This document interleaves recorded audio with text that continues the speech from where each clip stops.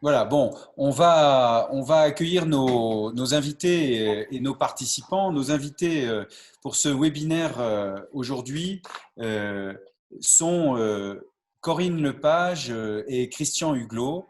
Je vais vous les présenter plus en détail, mais je vous reçois aujourd'hui avec Élodie Billat à l'occasion de votre livre, chère Corinne et cher Christian, qui est à paraître chez Actes Sud d'ici quelques mois. Je voudrais tout de suite penser à remercier Malika pour l'organisation de ce nouveau webinaire. Corinne Lepage, vous êtes cofondatrice du cabinet Huglot, Lepage et Avocats. Vous êtes ancienne ministre de l'Environnement et ancienne députée européenne. Votre expérience sur les problématiques maritimes vous a conduite à créer l'intergroupe Mer et zones côtières au Parlement européen. Vous présidez cet intergroupe depuis janvier 2010. En mars 2010, aux côtés d'une trentaine d'anciens ministres de l'Environnement dans le monde, vous lancez un groupe de réflexion sous forme d'association sur les problématiques de gouvernance écologique internationale. En janvier 2014, vous coordonnez un appel de la société civile pour la création d'un tribunal pénal international de l'environnement. En mai 2015, le président François Hollande de la République française vous charge de travailler sur l'élaboration d'une charte des droits de l'humanité. Vous avez par ailleurs écrit un grand nombre de livres, tels que par exemple « Sans le nucléaire, on s'éclairerait à la bougie » et autres tartes à la crème du discours technoscientifique. Celui-là, je l'adore. C'était en 2010. La vérité sur le nucléaire en 2011, la vérité sur les OGM en 2012, l'état nucléaire en 2014, les femmes au secours de la République, de l'Europe, de la planète en 2015, l'Atlas mondial du nucléaire en 2015. Vous avez aussi publié en 2008 chez Grasset Vivre autrement, et nous y reviendrons dans quelques minutes. Alors, Christian Huglot, vous êtes cofondateur du cabinet Huglot Lepage Avocat et docteur en droit. Vous êtes spécialisé dans les procédures contentieuses, notamment dans les affaires internationales de pollution et d'environnement et d'expertise juridique. Vous avez travaillé sur les affaires de l'Amoco Cadiz et procès de Chicago entre 1978 et 1992, sur les affaires de l'Erika, du Levo-Listen et du Prestige, les affaires internationales de pollution de la Méditerranée, du Rhin, de la baie de Seine, de la Moselle. Vous êtes spécialisé dans la stratégie d'entreprise dans le domaine de l'environnement. Vous êtes aussi co-directeur du Juris Classeur Environnement. Vous avez écrit de nombreux ouvrages, notamment La justice climatique, une révolution judiciaire mondiale aux éditions Bruyantes, mais aussi Méthodologie de l'étude d'impact climatique, droit européen, français et anglo-saxon, Le contentieux climatique, une révolution judiciaire mondiale. Vous avez écrit Déclaration universelle des droits de l'humanité, commentaires article par article, mais aussi Avocat pour l'environnement, mes grandes batailles judiciaires, le Code de l'environnement et autres textes relatifs au développement durable, et que vous avez d'ailleurs réédité dans une 11e édition, puisque vous réactualisez régulièrement vos ouvrages en fonction de l'évolution des textes de loi. Alors, c'est une présentation qui est beaucoup trop courte pour couvrir la totalité de vos actions, mais ça nous permet de prendre conscience que ce nouvel ouvrage où vous présentez les 40 affaires qui ont fait évoluer le droit français de l'environnement arrive à point nommé et vient en complément. Vous êtes les deux grands spécialistes de la question environnementale en France. Élodie Billat, vous dirigez ouvert le bureau d'économie que nous avons co-créé. Vous êtes ingénieur agronome de formation et vous organisez notamment les rencontres de l'économie auxquelles Corinne est invitée à intervenir dans les semaines qui viennent. Notre lien initial pour en dire quelques mots et comprendre que nos invités comprennent pourquoi nous parlons aujourd'hui de cette manière-là, eh bien, notre lien initial, chère Corinne, cher Christian, chère Élodie, à nous quatre, c'est l'économie. C'est ce néologisme que j'ai trouvé dans votre livre, Corinne, Vivre autrement, chez Grasset, en 2008. Néologisme qui signale qu'il est plus économique de travailler de façon écologique. Et chez Pocheco, l'entreprise dans laquelle Élodie et moi opérons depuis 25 ans, il y a l'idée d'entreprendre sans détruire. En fait, le projet de notre équipe consiste à pouvoir préserver l'emploi industriel tout en préservant la planète. Il s'agirait en fait de ne pas commettre de suicide collectif et donc de considérer que les ressources que nous utilisons doivent être des ressources biodégradables ou au moins recyclables. Et depuis 25 ans, avec mes collègues, avec Élodie et l'ensemble de l'équipe, nous travaillons à réduire le risque, baisser l'impact de l'activité sur la santé humaine et bien entendu, par voie de conséquence, sur l'écologie. Et c'est là que nous nous sommes absolument retrouvés, puisque de fait, cette démarche que nous avons entamée il y a 25 ans, qui a été relayée par, quand nous avons rencontré votre proposition, l'économie, cette démarche-là que nous avons en commun nous amène directement vers l'ouvrage que vous publierez dans quelques mois chez Actes Sud, les 40 affaires qui ont fait le droit français de l'environnement ces 40 dernières années. Alors la première question que Élodie et moi souhaitions vous poser est la suivante. Vous présentez une somme considérable d'expérience tout au long de vos carrières respectives sur le droit de l'environnement. Qu'est-ce qui vous a conduit à écrire ce nouveau livre ? On va se partager le travail. Bonjour à toutes et à tous d'abord. Merci de cette organisation fort sympathique. Qu'est-ce qui nous a conduit, si j'ose dire, c'est la nécessité. C'est la nécessité pour une raison très simple, c'est que la politique d'environnement est toujours en retard et que cet ouvrage dont vous parlez couvre en fait 3 secteurs, le passé, le présent et le futur. Et on voit toujours actuellement et de façon démultipliée toutes les difficultés auxquelles une société se heurte, notamment par rapport à l'État, par rapport au pouvoir public, par rapport à la société internationale, pour faire évoluer un droit adapté. Quand on a commencé avec Corinne dans les années 70, le droit de l'environnement n'existait pratiquement pas.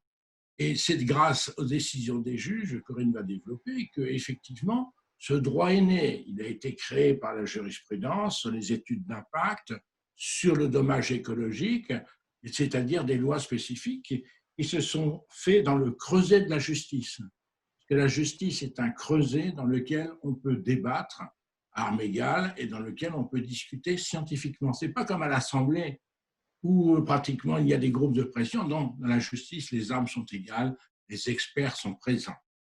Voilà la situation qui nous a conduits parce que, effectivement, ces 40 affaires qui sont peut-être 50, d'ailleurs, qui deviendront peut-être plus nombreuses, c'est un éclairage sur ce qu'il faut faire. Alors, je compléterai avec votre permission ce que Christian vient de dire. D'abord, bonjour à toutes et à tous. Merci à Élodie et Emmanuel d'avoir organisé ce webinaire, parler de ce livre qui sortira dans quelques mois. Ce qui nous a conduit aussi, c'est le constat que finalement, les États n'avançaient plus, n'avançaient pas beaucoup, ou en tout cas pas au rythme auquel on l'attendait, et parfois prenaient des décisions totalement contraires à ce que serait l'intérêt général, ou à ce qu'est l'intérêt général. Et nous en avons conçu l'idée qu'en définitive, vu l'état d'urgence dans lequel on était, on assistait à une forme de nouvelle alliance, et on va en reparler avec la justice, entre le juge et le citoyen, non pas pour contourner le décideur et le pollueur, mais enfin pour imposer ce qui est l'intérêt de l'humanité. Et donc, on a eu envie de raconter avec des histoires qui sont chaque fois des histoires d'hommes et de femmes, hein, parce qu'il ne faut pas croire que les procès, c'est des choses théoriques. C'est des gens qui ont souffert d'une manière ou d'une autre et qui ont décidé que ça ne continuerait pas comme ça. C'est comme ça que se font les procès. Eh bien, nous avons pensé que c'était intéressant de raconter l'histoire. Comme l'a dit Christian, avec le début, qui va jusqu'aux années 90, 95. Aujourd'hui, 95 à 2015 globalement, et les grandes orientations actuelles. Voilà. Et c'est ce que nous avons essayé de faire et bien comprendre qu'il y a un continuum entre tout ça. Oui, donc on entend dans votre propos l'impérieuse nécessité. Oui. Absolument. Et on entend aussi, je veux juste reboucler là-dessus, on entend l'impérieuse nécessité et on entend aussi une chose très importante que vous avez indiquée, qui est qu'avec la justice, finalement, on remet tout le monde à peu près sur le même plan. Vous dites, les groupes de pression interviennent à l'Assemblée, pas dans le prétoire. Ouais. Enfin, il faut quand même pas être naïf. Il y a un rapport de force. Il y a un rapport de force qui s'établit et malheureusement, en France, nous avons une justice administrative qui est dirigée par le Conseil d'État. Et le Conseil d'État a un rôle très, très ambigu puisque chacun sait que le Conseil d'État, d'une part, conseille le gouvernement. Donc, tous les textes passent par lui avant. Donc, quand ensuite vous faites un recours contre un décret, il l'a déjà examiné avant. Deuxièmement, il y a, sans qu'on puisse parler réellement de conflit d'intérêts, mais il y a des passerelles permanentes entre le Conseil d'État, l'administration active et le grand groupe, avec un régime extrêmement favorable de mise en disponibilité qui peut durer 10 ans, où les gens continuent à dire pour leur pub personnel qu'ils sont conseillers d'État et où ils sont directeurs de tel ou tel groupe, avocats d'affaires, défenseurs des pollueurs de la planète, etc., etc. Et tout ça fait que vous avez des jugements de tribunaux administratifs de première instance qui sont souvent assez courageux, mais qui se font raser au Conseil d'État de manière extrêmement fréquente. Parce qu'au Conseil d'État, il y a d'autres influences qui se font sentir, et sans que ce soit forcément des coups de téléphone, ce n'est pas ça que je veux dire, mais d'autres considérations que le droit. Voilà. Les intérêts de l'État, les intérêts supérieurs de l'État passent bien souvent avant l'intérêt du droit, ou tout au moins l'application stricte du droit. Et ça a été notamment vrai dans tout le domaine nucléaire, que nous détaillons beaucoup dans ce livre, avec une exception notable, celle de Grace Malville. Mais pour tous les autres dossiers, ça a toujours été négatif. Il y a une chose technique à ajouter que Corinne dit de façon très juste, c'est qu'en fait, le Conseil d'État et les juridictions supérieures, on reparlera du Conseil constitutionnel, n'aiment pas les expertises. L'expertise se fait au départ. Elle se fait au départ devant les premiers juges. C'est des expertises, parce que le droit de l'environnement, c'est un droit technique. Que l'on parle de la protection de la nature, de la biodiversité, tout ça se quantifie, se vérifie. La pollution, ce sont des analyses scientifiques. Il y a des lois précises. Quand vous êtes en possession parfaitement de votre dossier au point de vue technique, et vous avez bien travaillé avec vos experts que vous emportez toujours avec vous, vous avez toutes les chances de l'emporter parce que c'est la preuve qui compte. C'est ça qui est tout à fait utile devant le premier juge. Pour en terminer, Corinne a raison de dire que pour arriver à obtenir quelque chose, il faut une dizaine d'années. Le préjudice écologique, on l'a fait juger dans les années 85. Il a fallu un arrêt de la Cour de cassation de 2012 pour en sortir. Vous voyez le travail. Oui, donc c'est effectivement la ténacité. Oui, mais alors je vais, si je peux ajouter un… Oui. Parce que mon premier propos était un mais, je rajoute un mais sur le mais, qui est double. D'une part, la juridiction judiciaire, c'est pas pareil. Hein, la juridiction judiciaire, elle est quand même beaucoup plus indépendante, si je puis dire. Alors je ne parle pas du parquet, hein, je parle de la magistrature qui rend les décisions. Et puis, on a beaucoup de chance, c'est qu'on a des juridictions communautaires et conventionnelles, c'est-à-dire la Cour de justice de l'Union européenne et la Cour européenne des droits de l'homme. Et donc, il y a une limite à ce qu'on peut faire. Voilà. Vous décrivez bien finalement l'importance du juge dans la progression de la justice environnementale. Et nous, quand nous sommes en tant que citoyens, on a peut-être tendance à oublier que finalement la justice, elle progresse, elle s'appuie sur une loi, mais aussi sur des jurisprudences. Elle peut inventer. Oui, et donc, c'est bien la façon d'interpréter une loi. Mais Si vous voulez… Vous voyez une évolution dans cette prise en compte. Je peux répondre là-dessus? Vas-y. En substance, si vous voulez, vous avez deux cas de figure. Vous avez des cas de figure dans lesquels il n'y a aucune loi. Quand on parle, par exemple, des déversements des boues toxiques des boues rouges au large de la Corse dans les années 75-80, effectivement, il n'y a pas de convention de protection de la Méditerranée, il n'y a rien. Et il n'y a aucun texte qui interdit ces rejets industriels en mer. Les Italiens disaient, mais les Français en font autant, les Anglais en font autant, et la mer est vaste. Et donc, il a fallu, si vous voulez, parce qu'il faut bien comprendre quelque chose, c'est que le droit de l'environnement est à base scientifique, c'est à base de preuves.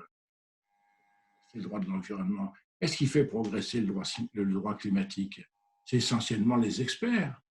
Le GIEC dans le climat, et là, d'autre part, on avait affaire dans les années 70 aux meilleurs professeurs d'écologie, le professeur Ramad, le professeur Drache, toutes ces personnes-là avaient écrit sur ce sujet. Et qu'est-ce que nous avons fait comme avocats? C'est de donner leurs travaux aux juges pour montrer l'évidence que de l'acide sulfurique, c'était quand même pas très bon pour les poissons, etc. Donc, si je veux résumer la situation que l'on a vis-à-vis du juge, il y a trois caractéristiques qui sont importantes. Premièrement, le juge est obligé de statuer. Le Parlement, lui, il peut simplement proposer une commission et enterrer un problème. Vous saisissez le juge, il doit parler. Deuxième question, le dialogue, on l'a déjà vu, c'est un dialogue à égalité. Le petit a la parole comme le grand. Pareil, c'est ce qu'est la méthode du contradictoire. Et vous remarquerez avec moi que c'est la méthode scientifique. La troisième caractéristique, c'est que le juge est obligé de motiver sa décision. Vous pouvez perdre un procès, mais vous savez pourquoi. Et si le Parlement veut s'amuser à enterrer quelque chose, vous ne saurez jamais pourquoi. Et c'est ce que j'appelle effectivement la transparence du droit, la luminosité du droit. Et qui, petit morceau par petit morceau, brique par brique, construit un édifice qui n'existait pas et qui est à faire. Alors, je veux rajouter un complément à ce que vient de dire Christian, qui est tout à fait juste. Même quand vous avez un texte, il n'est pas interdit de le contourner. Et je vais vous donner un exemple. C'est l'exemple de l'ERICA.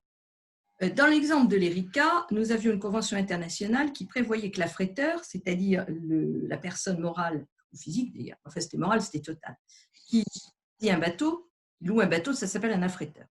Donc, qui prévoyait que l'affréteur n'était responsable d'une pollution marine que dans l'hypothèse où il avait voulu causer l'accident. Évidemment, lorsqu'on a commencé la procédure en 1999, nous avons tout de suite imaginé qu'il pouvait y avoir une responsabilité pénale, parce que là, c'était incontournable, mais qu'on risquait de ne pas pouvoir faire payer à cause de cette convention. Et donc, nous nous sommes dit, qu'est-ce qu'on peut faire? Et nous avons eu une idée. L'idée, c'était de dire que les petites boulettes dans la mer, ça s'appelait des déchets. Et par voie de conséquence, que la législation déchets pouvait être applicable, indépendamment de la législation maritime, qui s'opposait à la responsabilité civile du pollueur. Et donc, nous avons soulevé la question en première instance, on a perdu, en appel, on a perdu. La Cour de cassation a posé une question préjudicielle à la Cour de justice de l'Union européenne et on a gagné. La Cour de justice a dit, oui, vous avez raison, ce sont bien des déchets. Et deuxièmement, oui, il y a cette convention internationale, mais s'il est établi que le pollueur a contribué à ce qui était des produits deviennent des déchets, il est responsable au-delà du plafond de garantie prévu par la Convention. Donc, maintenant, c'est une jurisprudence qui s'applique à toute l'Europe et grâce à laquelle, je vais vous dire, on n'a plus d'accidents, mis à part le Prestige, depuis 2000. Parce que les pétroliers savent pertinemment qu'ils risquent de payer. Donc, en sorte de ne pas payer. Corinne, sur cet aspect-là, dans le livre, vous dites que nous, en Europe, nous avons, depuis 2000 et à part le Prestige, pas connu d'autres catastrophes. En revanche, dans le reste du monde, il en va autrement. C'est vrai. Ben oui, parce que les bateaux poubelles, ils existent toujours. Et ils vont au Nigeria, ils vont en Malaisie, ils vont en Asie, ils vont ailleurs. Hein. Ils ne vont pas aux États-Unis, parce que les États-Unis, ils n'ont pas signé la Convention, mais ils ont un système de responsabilité très efficace. Ils ne vont pas en Europe pour la raison que je viens de vous indiquer. Mais ils continuent évidemment à polluer le reste du globe. Alors, je voudrais intervenir à cet instant parce que les auditeurs qui nous écoutent ont aussi des questions qui surviennent et qui me paraissent porter sur les deux aspects qu'on vient d'aborder. Et si vous me le permettez, je voudrais qu'on les écoute Allez-y, et qu'on essaye de leur répondre. Alors, j'ai avec d'abord plaisir. Au contraire. question qui revient un tout petit peu en arrière, mais qui est très intéressante sur est-ce que c'est propre à la France, cette place du Conseil d'État dans l'organisation judiciaire et l'influence qu'il peut exercer Oui, par rapport à ses voisins européens? oui, c'est unique. C'est historique. C'est historique. C'est Napoléon qui a créé ça. Ensuite, au milieu du 19e siècle, on a créé des conseils de préfecture, hein, et on disait que c'est l'administration qui se jugeait. Bon, depuis, on a amélioré les choses. C'est des tribunaux administratifs, des cours administratifs d'appel. Eux, je dirais que ce sont des magistrats au sens plein du terme. Mais le Conseil d'État, c'est toujours la même chose. Mais Michel Debré disait quelque chose de très pertinent, une phrase épouvantable en 1945. Il dit « Les juges administratifs ne sont pas des juges, ce sont des fonctionnaires qui exercent ces fonctions de justice. » Vous voyez à peu près où on en est. Donc, c'est tout à fait… Alors, il y a d'autres tribunaux administratifs dans les pays. Le problème n'est pas d'avoir un droit administratif. On pourrait tout à fait avoir des tribunaux administratifs, cours administratifs d'appel comme nous avons, parce qu'on ne va pas tout casser, et créer à la Cour de cassation une chambre administrative, comme il existe une chambre criminelle ou une chambre civile, qui serait une chambre administrative et qui serait totalement indépendante. Le Conseil d'État resterait le conseil du gouvernement, mais ne s'immiscerait plus dans la justice. Il y a un excellent article qui est sorti dans Le Monde hier soir du professeur avant-hier soir, du professeur Rousseau, qui parle effectivement de la grande réforme de l'État qui doit passer, suite au déconfinement, si j'ose dire, il appelle ça le déconfinement juridique, doit passer par le remplacement du Conseil d'État et, comment dirais-je, une meilleure organisation des pouvoirs publics. Ceux que ça intéresse, ils peuvent se reporter à cet article. Alors, ceci dit, au Vietnam et dans des pays légèrement autoritaires, vous allez trouver des organismes qui ressemblent au Conseil d'État. Hein. Oui, mais plus ou moins. Parce que moi, j'ai fait le code de justice du Vietnam et je vous assure qu'au point de vue de la procédure, ils sont très forts. Parce que l'Asie s'intéresse énormément à notre façon de faire le droit administratif. Mais, comment dirais-je, ils arrivent tout de même en Chine, il y a une juridiction environnementale, ils arrivent quand même à rendre des décisions intéressantes parce qu'ils respectent la séparation des pouvoirs. Nous, c'est une illusion. C'est une illusion. Ah oui. C'est ce que vous dites est fort. Et c'était une question qui était posée par Régent Dorval, qui est belgo-canadien, vous voyez, donc pas français en effet. Alexis Crégnon nous pose deux questions. Il nous dit, bon, la science est longue à prouver. Est-ce que cette approche ne nous met pas, quand vous parlez des expertises, hein, est-ce que cette approche ne nous met pas en retard par rapport aux groupes de pressions industrielles et comment peut-on dépasser cette difficulté? Et il ajoute, les pro-environnement se structurent petit à petit. Avons-nous de notre côté des groupes de lobby pour rétablir un rapport de force égal avec les pollueurs? Alors, je vais peut-être commencer, puis tu compléteras, parce que j'ai beaucoup travaillé sur cette question des lobbies, et notamment au Parlement européen. Bon, il y a des associations qui font ce qu'on appelle du plaidoyer, pour ne pas employer le terme de lobby, c'est-à-dire qu'ils défendent l'environnement, l'intérêt général, les consommateurs, etc. C'est des rapports de moyens de 1 à 10, et encore, je suis probablement optimiste, c'est peut-être de 1 à 100. Et la grande difficulté, c'est que généralement, ils sont beaucoup moins bien informés que les lobbies. La question de l'information et du moment de l'information est évidemment cruciale. Et ils sont informés très en amont de ce qui va se passer, bien avant qu'il y ait une ouverture au public de l'information. Ça, c'est un premier problème. Ah oui. Donc, le deuxième sujet que vous abordez, Christian a raison, parce que malheureusement, la charge de la preuve incombe à la victime. D'accord ? Il n'y a qu'un domaine dans lequel il y a eu une inversion de la charge de la preuve, c'est en matière chimique, avec le règlement REACH au Parlement européen, qui a été voté en Europe, et qui oblige les chimistes à faire la preuve de l'innocuité de leurs produits. Mais pour le reste, non. Et quand vous voyez les bagarres que nous menons, par exemple, sur le glyphosate, vous voyez bien que c'est extrêmement difficile et que même quand vous avez une accumulation d'études, parce que maintenant, sur ce sujet, on a des pétés, hein, les autres continuent à vous dire que pas du tout, c'est pas toxique du tout. Ils payent quand même 10 milliards pour que les gens la ferment, mais c'est pas toxique.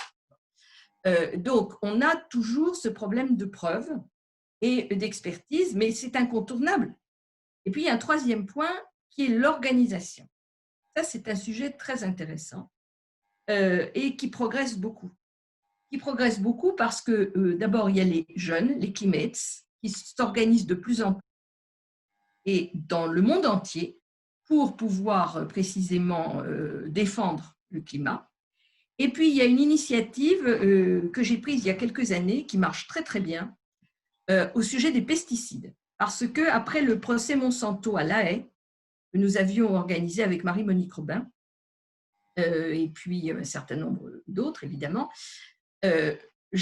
Christian et moi, nous avons été fascinés par le fait que venaient des gens du monde entier qui racontaient tous la même histoire.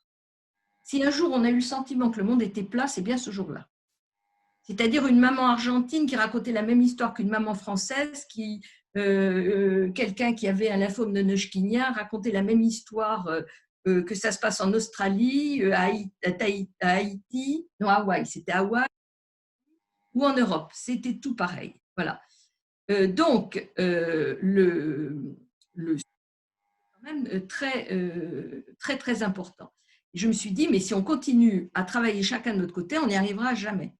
Et nous avons donc créé une plateforme qui s'appelle Justice Pesticides, sur laquelle vous trouverez facilement, qui est accessible gratuitement. Nous avons quelques mécènes qui nous aident parce que ça coûte quand même 3 francs 6 sous, pas très cher, mais un peu quand même. Nous mettons en ligne toutes les décisions de justice rendues dans le monde entier, avec un accès très facile par pays, par région, par produit, par type de victime, ce que vous voulez. Et vous avez toutes les… Alors, on ne les a pas toutes rentrées, il y en a 1500 à peu près décisions dans le monde, on est autour de 400 aujourd'hui. Mais on en a quand même sur tous les continents. C'est en français et en anglais. Et vous avez accès à l'abstract qui est en français et en anglais, la décision dans sa forme originelle et les études scientifiques, à condition qu'elles aient été publiées dans des revues à comité de lecture, qui ont servi de base à la décision. Et derrière ça, nous sommes en train de monter des collectifs d'avocats et de médecins pour mutualiser nos forces, qui sont modestes, mais enfin. Voilà.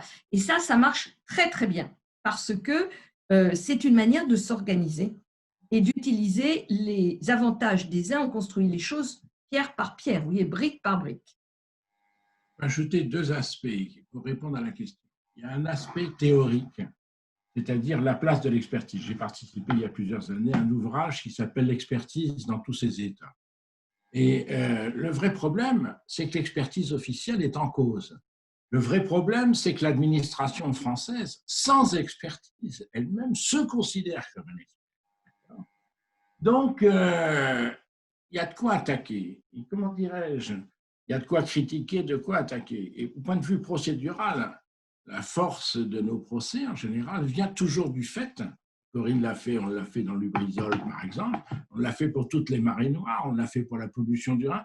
Au lieu de commencer par un procès tout de suite sur le fond, d'accuser, etc., vous commencez par ramasser les preuves. Et quand vous êtes le premier à ramasser les preuves, à ramasser les faits, croyez-moi, vous avez une longueur d'avance. Donc, on peut compenser cette faiblesse dans le rapport de force et dans la possession d'expertise par la procédure contradictoire. Merci. Enfin, j'ai l'impression en fait je vous écoute et j'apprends beaucoup et je suis fasciné par ce que vous dites et j'ai l'impression d'assister à un moment important en fait. Ce livre que vous portez et ce projet que vous portez, ce que vous nous racontez, décidément, il est grand temps que nous ayons, nous, citoyennes et citoyens, la compréhension de ce que vous expliquez. Vous êtes l'un et l'autre des orateurs extraordinairement clairs. Moi qui ne connais rien au droit et rien à la justice, merci pour ça. Et d'ailleurs, Alexis Grignon, qui a posé la question, vous remercie dans la partie questions-réponses de notre discussion. Élodie, j'ai beaucoup pris la parole. Est-ce que vous voulez prendre la question suivante sur l'invention des outils juridiques ? Oui.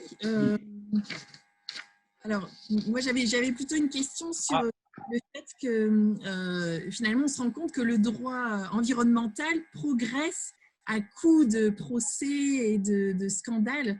Qu'est-ce que vous pouvez nous dire sur ça ? Est-ce qu'il faut absolument passer par la confrontation et le procès pour faire avancer les choses. Oui, il n'y a pas d'autre solution. Si je prends l'exemple de la Corse, la vieille affaire de la montée d'Issonne, des boues rouges toxiques qui étaient déversés au large de la Corse dans les années 75, je vous rappelle que la Corse s'est mise en grève, il y a eu des comités, le préfet a été bastonné, enfin il y a eu une histoire terrible. Pourquoi? Parce que les élus locaux se tournaient vers l'État français et disent c'est pas juste que les Italiens nous fassent ça. Et l'État français répondait la mer internationale est libre, donc on peut faire ce qu'on veut. Donc il fallait effectivement créer un rapport de force. Et là, parce qu'il y avait une loi italienne qui permettait de poursuivre la mort des personnes qui étaient responsables de la mort du poisson dans la mer internationale, ça nous a donné une ouverture. Et parce qu'elle était nécessaire, et parce qu'elle a apporté la paix sociale aussi. Parce que ce n'est pas tous les jours que la Corse devait se mettre volets fermés, etc. L'île morte, ça a été répété. Il y a eu aussi des attentats sur les bateaux à Scarlido. Mais si je reprends l'affaire de la Moco-Cadiz à proprement parler, l'affaire de la Moco-Cadiz, c'est la 3e ou 4e marée noire en 78. Les Bretons en ont marre, c'est pas possible. L'État français a laissé passer 30 000 euros de l'époque, dans les années 67, avec le premier pétrolier, le Torrey Canyon, et les Bretons étaient en révolution. Ils ont pris des poubelles et avec du mazout dedans, ils l'ont rempli et ils les ont portés sur le mur de l'Élysée. Il faut quand même se souvenir de ça. Et que quand le président de la République, M. Valéry Giscard d'Estaing, est allé en Bretagne, il n'a pas pu ressortir de sa réunion parce que son hélicoptère avait été bloqué. Donc, le droit apparaît comme une solution, si vous voulez, nécessaire à travers un scandale. Et donc, le droit a toute sa légitimité parce qu'il n'est pas destructeur. C'est le rempart contre la violence et c'est en même temps la construction. Je pense que dans ces conditions-là, le droit naît d'un scandale pour rétablir une loi et rétablir une réalité. Et à travers ces deux affaires, nous avons fait juger ce qu'on appelle le dommage écologique, l'obligation de réparer un dommage créé à un ensemble qui était la mer, à proprement parler. C'est très compliqué à expliquer, mais on ne répare pas le dommage qu'on a fait à l'air et à l'atmosphère. On le compense d'une certaine façon. Mais si vous imaginez que l'industriel et le pétrolier, s'ils imaginent qu'ils peuvent continuer comme ça parce qu'ils savent qu'ils vont payer à la sortie, ils font de la prévention. Et ça débouche, c'est ce qui s'est passé, ça débouche sur l'étude d'impact. Le grand sujet actuellement de méthode du droit de l'environnement, ce n'est pas la réparation du dommage écologique, parce qu'est-ce qu'on va réparer le climat, c'est une plaisanterie absolue, c'est la prévention. Et toutes ces expériences-là, concentrées, mises les unes à côté des autres, à proprement parler, construit le droit de demain. Et juste un mot pour dire que ce que je dis en France est vrai en Australie, c'est vrai aux États-Unis quand on compare les décisions de justice. Il y a une révolution qui est en train de se passer par le droit. Je voudrais rajouter quelque chose à cela. Ce serait réagissons, révoltons-nous. Oui. D'abord, chercher à savoir. Le point de départ de tout ça, c'est l'opacité, le secret. On a constaté depuis des années, en Europe, en France, aux États-Unis aussi, un épaississement de ce qu'on appelle le secret des affaires. C'est-à-dire au bénéfice du secret des affaires, beaucoup d'informations ne sont pas données ou ne sont plus données. Au bénéfice de la sécurité aussi. Et donc, on nous parle par exemple de culture du risque, mais dans le même temps, il n'y a pas de culture du risque puisque depuis 2017, il y a une instruction qui a été donnée de ne plus fournir aucune information sur quantité d'éléments concernant les installations dangereuses aux voisins et même aux maires. Vous voyez ? Donc, voilà. Donc, le premier problème, c'est l'accès à l'information. Et pour avoir accès à l'information, vous avez certes une loi sur la communication des documents administratifs, mais qui est de plus en plus encadrée, malheureusement. Le secret des affaires joue son rôle, il est fait pour ça, donc il joue son rôle. Et donc, le procès permet d'aller au-delà et permet de rechercher les responsabilités, les causes et exactement ce qui s'est passé. Alors, le droit, avez-vous dit, est un rempart contre la violence. c'est formidable de le rappeler, nous dit Régent Dorval, qui intervient à nouveau. Dans nos sociétés capitalistes ultra-libérales, ils ne veulent et qui ne cherchent qu'à se débarrasser du droit. Oui, bien sûr. Absolument. D'où le combat notamment contre toutes les conventions CETA et autres, dont un objectif majeur est de supprimer la compétence des tribunaux nationaux ou internationaux pour aller vers des juridictions d'arbitrage capables de condamner des États qui ont pris des législations qui ne plaisent pas à ces messieurs dames. Oui, mais on a déjà trouvé, en analysant les conventions, que le fait de bloquer les rapports entre l'État et la grande entreprise dans le cadre du CETA est tout à fait contraire à la Cour européenne des droits de l'homme, etc. C'est-à-dire, et aussi à la Convention d'Aarhus qui prévoit aussi les recours. Donc on a toujours, il faut comprendre que le droit de l'environnement, ça s'articule avec le droit français, le droit européen, le droit international et les droits de l'homme. Et c'est un peu un temple au pied de caoutchouc. On peut s'amuser, si j'ose ainsi m'exprimer, c'est un jeu intellectuel, à essayer de prendre à un endroit une position où le rapport de force est le meilleur. Et donc, par conséquent, si vous commencez en disant c'est contraire à la Convention européenne des droits de l'homme, ils vont faire extrêmement attention. On peut intervenir dans une procédure, ils vont faire extrêmement attention à la situation. Mais on pourra la mettre par terre aussi, par-dessus le marché. Ceci étant, il y a un seul problème dans tout ça, c'est que ce sont des procès techniques et que ce n'est pas facile à mettre en œuvre. C'est long et c'est cher. Et c'est cher. Et ça, on a beau faire des efforts, mais comment dirais-je, pour tenir 12 ans sur une procédure, ce n'est pas facile. Ouais. Alors, une question surgit, et je vous la livre telle que je la reçois, de Rodolphe Buclin, qui nous dit « Pensez-vous qu'une dictature verte serait nécessaire ?» Moi, je ne suis pas pour une dictature, qu'elle soit verte, rouge, noire ou ce que vous voulez. Non, la démocratie est aussi précieuse que l'environnement. Ça passe certainement. Alors, je nuance ce que je suis en train de dire. La démocratie, c'est précieux de l'environnement, oui, bien sûr. Sauf que s'il n'y a plus d'hommes, il n'y a plus de démocratie, la question ne se pose plus. Bon. Ça, c'est un premier point. Deuxièmement, il y a des équilibres à trouver. Et j'en ai un peu assez d'entendre parler d'écologie punitive chaque fois qu'on propose une mesure obligatoire. Quand on a du terrorisme, on ne se demande pas si c'est de la police, comment dit-on, si c'est de la police punitive, si c'est punitif, on se dit il faut protéger les gens, donc c'est normal qu'il y ait des mesures qui soient prises. Et très franchement, Christian et moi, on a un âge tel que je vous assure qu'il y a 30 ou 40 ans, on n'imaginait pas les mesures liberticides que nous acceptons aujourd'hui. On nous en aurait parlé il y a 40 ans, on aurait dit non, mais vous êtes tombés sur la tête. Jamais. Bon. Et on les a acceptées.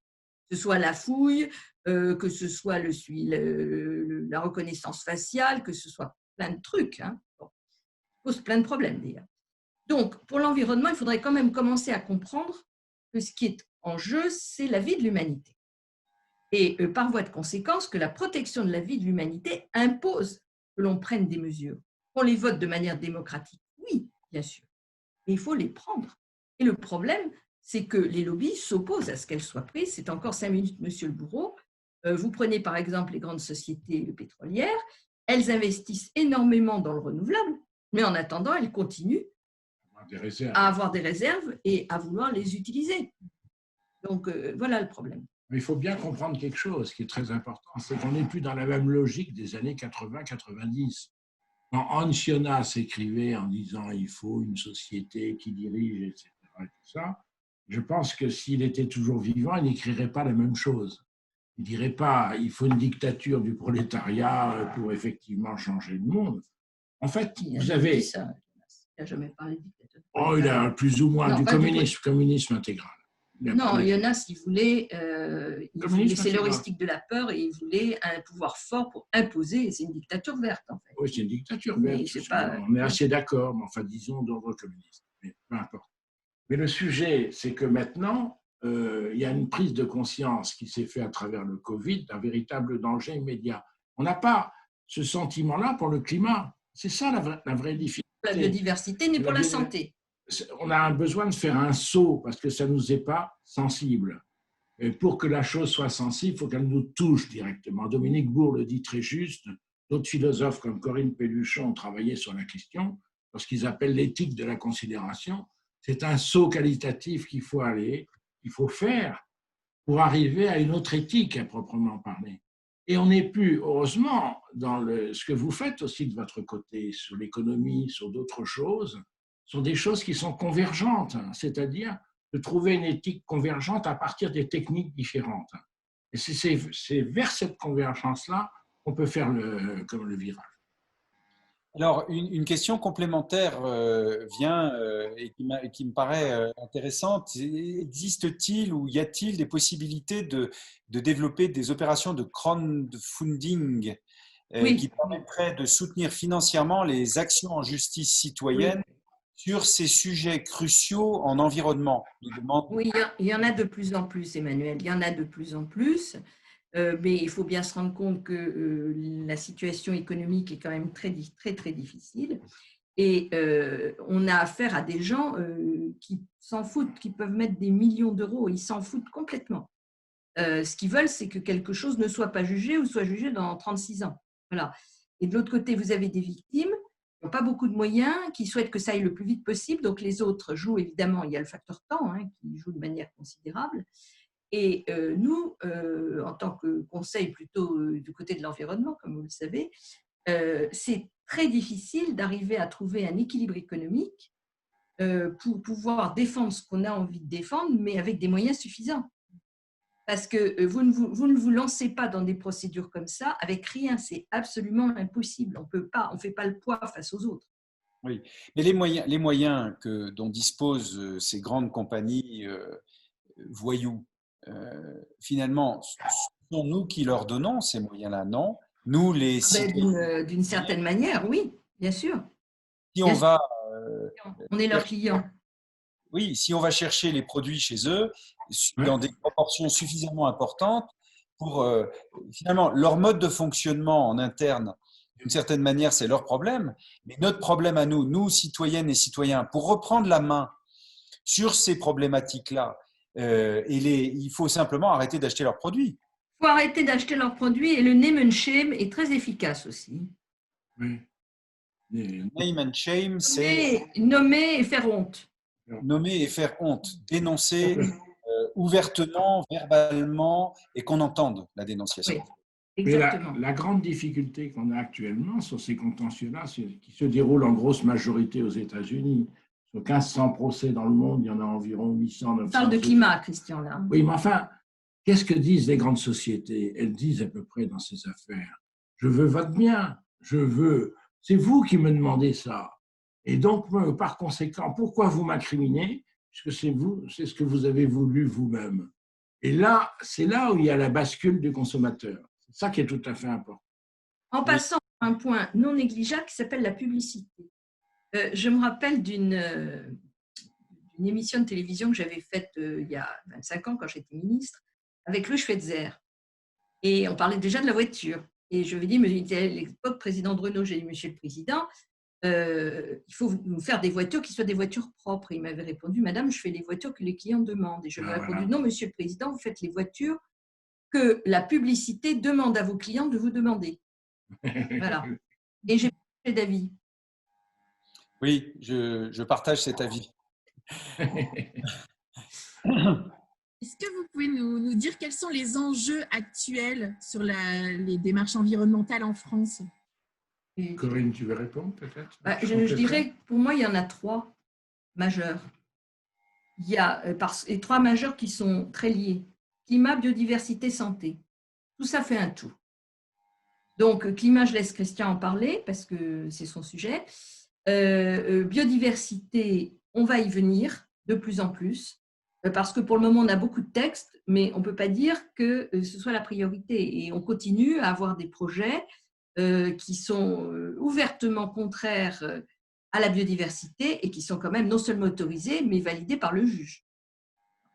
Et puis, la santé environnementale, c'est-à-dire le fait que nous vivons dans un univers profondément pollué, soit la pollution chimique, que ce soit la pollution radioactive, que ce soit la pollution magnétique, des ondes électromagnétiques.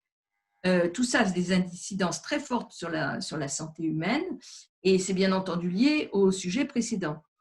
Et donc, les grands enjeux, ils sont autour de cela. c'est-à-dire arriver à obtenir des États, et en particulier le nôtre, mais aussi au niveau communautaire, qu'on ait des réglementations autres. Ça se fait en attaquant des décisions, en mettant en cause la responsabilité de leurs auteurs, qu'ils soient publics ou privés, de manière précisément à ce qu'ils soient obligés de changer.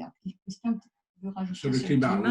Parce que le procès du climat, c'est quand même quelque chose, a priori, d'extravagant. C'est-à-dire, on va demander à un juge français ou un juge néerlandais, comme ça s'est fait dans une affaire très importante qui s'appelle Urgenda, dont je dirai quelques mots, on va demander à un juge interne de légiférer sur le climat. Mais on va vous répondre, mais monsieur, vous êtes très gentil d'avoir cette idée-là, mais adressez-vous plutôt à la Chine, adressez-vous aux États-Unis, etc.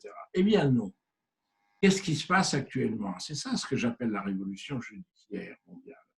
C'est qu'en fait, les juges nationaux ont la conscience que le droit international n'avance pas suffisamment et que le droit tel qu'il est appliqué dans l'État lui-même, ce sont les droits de l'homme en particulier, le droit à la vie privée sans pollution, le droit à la vie tout court, impose à l'État directement de faire son travail, de faire ses devoirs. Ça, c'est la première observation. Donc, par conséquent, il y a toute une série de procès en France, on en dirige plusieurs avec Corinne, notamment dans le Conseil d'État, et il y en a en Australie, il y en a partout, on pourra en parler si vous voulez. L'affaire Urgenda, dont je parlais il y a quelques instants, est montée jusqu'à la Cour suprême, et la Cour suprême a dit l'association en question a raison de demander au gouvernement néerlandais de baisser ses émissions, parce que c'est contraire à la Convention européenne des droits de l'homme. Bien, mais ce qui est révolutionnaire actuellement, c'est qu'on voit arriver dans la jurisprudence, notamment en Australie sur certaines décisions, l'obligation pour un industriel de prendre en compte ses effets directs sur son activité, le charbon, sur l'environnement, sur les prairies voisines de l'usine, etc., ce que vous voulez, mais les effets indirects. C'est-à-dire aussi, quand vous fabriquez du charbon, quand vous produisez du charbon, vous le vendez à l'extérieur, est-ce que ça ne remplit pas, comment dirais-je, ça ne fait pas monter le thermomètre? J'exagère un peu. Et on est en train actuellement de voir que les juges nationaux sont capables de mesurer, c'est l'objet de mon ouvrage, de mesurer les effets indirects. Et donc, comment dirais-je, là ici, on est sur la pointe du progrès le plus extrême du droit pour essayer de résoudre ce que les États font.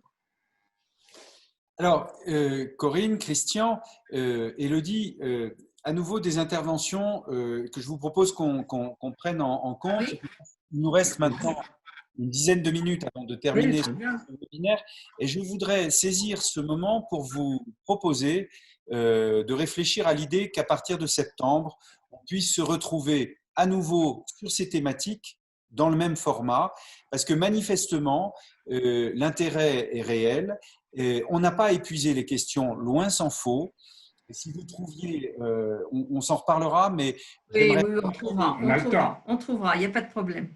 Alors, c'est super, parce que je pense que comme ça, il n'y aura pas il y a encore beaucoup de questions, il n'y aura pas de frustration. Alors, on a parmi nos auditrices la professeure Marie-Odile Simoneau, qui est la co-inventrice de l'agromine, cette technique qui consiste à choisir partout dans le monde des plantes hyper accumulatrices qui vont pomper dans le sol des polluants et vont les capter dans le système racinaire ou dans le système de la plante. Et ensuite, la professeure Marie-Odile Simoneau a inventé un moyen de dépolluer en fait et de brûler ces plantes de façon, enfin en circuit fermé pour récupérer derrière les métaux lourds. Donc il y a vraiment autour de l'agromine, il y a tout un projet.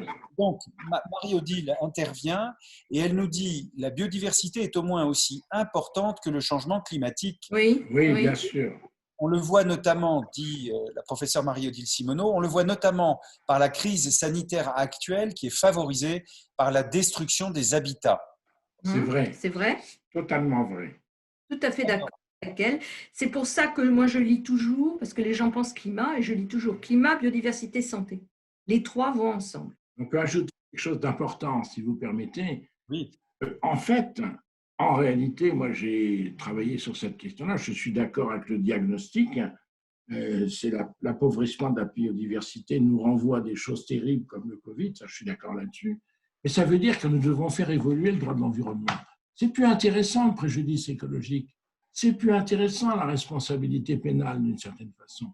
La seule chose qu'il faudrait faire pratiquement, c'est faire basculer le droit de l'environnement. Il était établi sur deux jambes dans le code, la jambe, la lutte contre la pollution, et la protection de la nature. Et on s'aperçoit, quand on regarde les décisions de justice des 20 dernières années, on a toujours mis l'accélérateur sur la diminution de la pollution. Mais il faut changer de braquet, il faut aller ailleurs, il faut aller vers un droit préventif, un référé préventif, des actions déclaratives pour savoir si telle ou telle activité est susceptible de nuire à la biodiversité. Il y a une révolution judiciaire. On n'est plus au droit de l'environnement du voisinage, on est au voisinage de la planète et des richesses fondamentales, c'est tout à fait autre chose. Alors justement, Raphaël et Scoob nous demandent, pensez-vous qu'une obligation d'intérêt climatique pourrait contraindre certaines entreprises à utiliser ou à libérer certains brevets verts qui sont gardés en réserve? Serait-il possible d'imaginer des sanctions a posteriori? Voilà, là, ça se heurte au droit de la propriété intellectuelle, au droit des brevets, au secret des affaires, etc. Alors, il y a des gens qui travaillent en réseau, et notamment pour le Covid-19, il y a eu beaucoup d'échanges qui ont été faits. Alors, on a vu des choses qui n'étaient pas très correctes, hein, c'est le moins qu'on puisse dire, mais on a vu d'autres qui étaient quand même très chouettes dans l'échange d'informations. Donc, sur des sujets comme ça majeurs, il faudrait y aller, mais il y a tellement d'enjeux financiers derrière qu'il faudrait en fait un accord international pour aller dans cette direction. Et à mon avis, on n'y arrivera pas. Si vous voulez, c'est la même lutte qu'entre les GAFA et les logiciels libres. Il y a des gens qui travaillent sur les logiciels libres, mais ce n'est pas les plus nombreux. Alors, Élodie, peut-être la dernière question qui portait quand même sur l'invention d'outils juridiques à l'occasion de procès environnementaux. On reprend la main sur cette question, on écoute la réponse de nos invités et j'aurais deux derniers témoignages à transmettre à nos invités et à nos auditeurs. Oui, donc sur les outils juridiques, est-ce que vous pouvez nous donner un ou deux exemples de solutions juridiques que vous avez trouvées lors des procès? On a l'impression à vous lire, pour compléter la question d'Élodie, on a l'impression à vous lire que vous êtes en fait extraordinairement créatif. Oui, on essaye. Je ne sais pas si on l'est, mais on essaye de l'être. Ouais. Vous avez beaucoup innové. C'est fait par la jurisprudence, ce qu'on appelle le préjudice écologique. Oui, mais c'est quand même sorti de quelque part. Avant que le juge le juge, on lui a proposé. Ce que j'ai donné comme exemple dans l'ERICA tout à l'heure, c'est typiquement une invention jurisprudentielle.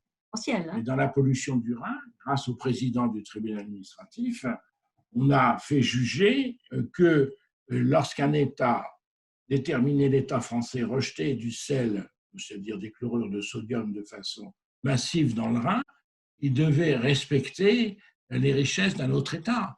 Et donc, c'est une invention, c'est ce qu'on appelle l'étude d'impact international, qui a donné lieu à la Convention d'Espoo.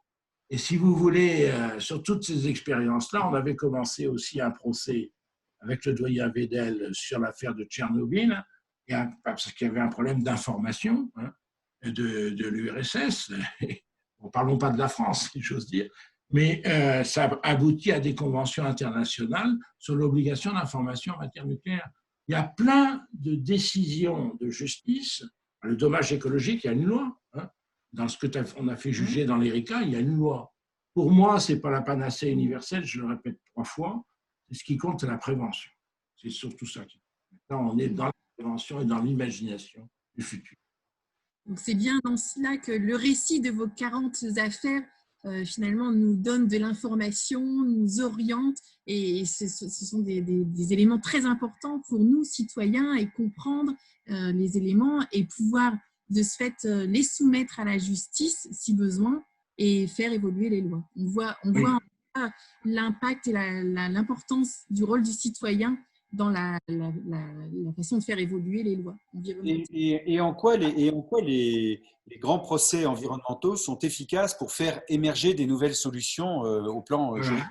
Ben, On est au service des gens. encore une fois, je crois que l'exemple de l'ERECA est quand même très intéressant parce que ça sert pour toute l'Europe, ce qu'on a fait. Alors, Unis la MOCOCADIS, la responsabilité des maisons mères pour les filiales, c'est ça pareil. fait jurisprudence aux États-Unis. J'aimerais vous dire que ça fiche la trouille dans les sociétés de complaisance et qu'il n'y en a plus aux États-Unis. C'est pas la même chose en France, mais à chaque fois il y a une invention, il y a une répercussion. quand je lis les témoignages que je vais vous transmettre maintenant, j'ai envie de vous dire que, et donc je vais vous le dire, que on a d'autres rendez-vous forcément pour parler de ce livre que vous préparez. Il est très attendu et on a manifestement des témoignages qui vont dans ce sens. Par exemple, je lis Franck Chauvin qui nous dit « Passionnants échanges, quand intelligence, détermination, humanisme et engagement sont au rendez-vous de la cause environnementale, cela fait tellement de bien. » C'est gentil, merci, c'est très gentil. Merci. Votre éditrice, Anne-Sylvie Bameul, qui vous dit « Merci, merci de nous faire partager des moments d'une telle intelligence, bravo ». Laetitia Correa, qui nous dit « Vivement la prochaine rencontre, c'est passionnant ». Alors, à ce propos, nous donnons rendez-vous le 16 juillet à nos auditeurs pour un prochain webinaire. Et cette fois-ci, l'invité que Élodie et moi allons recevoir est Perrine Hervé-Gruyer, qui est du Bec et Loing, la permacultrice célèbre du Bec et Loing, qui nous fait l'amitié de sa présence dans notre prochain webinaire. Et nous aurons des dates à vous fournir assez rapidement pour continuer le travail de lecture, d'analyse et de témoignages de Christian Huglot et Corinne Lepage en préparation de leur bouquin. Alors, je termine ce webinaire avec le témoignage de Régent Dorval à nouveau, qui nous dit « Merci à Corinne et Christian, non seulement pour leur travail, dont nous bénéficions tous comme citoyens. C'est un engagement de toute une vie. Je suis vraiment très admiratif. Il nous faudrait être mieux informés sur ces sujets juridiques. » Et il précise « La voix de Corinne sur France Culture nous manque. » C'est gentil. Oui. Moi aussi, ça me C'est manque. gentil. Oui. Le petit billet de 7h17 le lundi matin chez Ali Badou à l'époque, Corinne, il faudrait que ça revienne. On a besoin de vous. Voilà, j'espère que j'ai… Merci beaucoup. C'était passionnant. Merci pour vos questions. Merci pour les auditeurs. Merci pour l'organisation. Et puis au mois de septembre, alors. Oui, on va recommencer ça. Merci à vous d'avoir mobilisé votre énergie pour répondre aux questions de nos auditeurs. Merci Élodie. Merci à Malika qu'on ne voit pas mais qui nous a préparé tout ça. C'était bien agréable d'avoir un débat et une conversation qui nous rend intelligents. Et bon été à tout le monde. Merci. Merci à chacun. Bonne journée. On se retrouve le 16 juillet.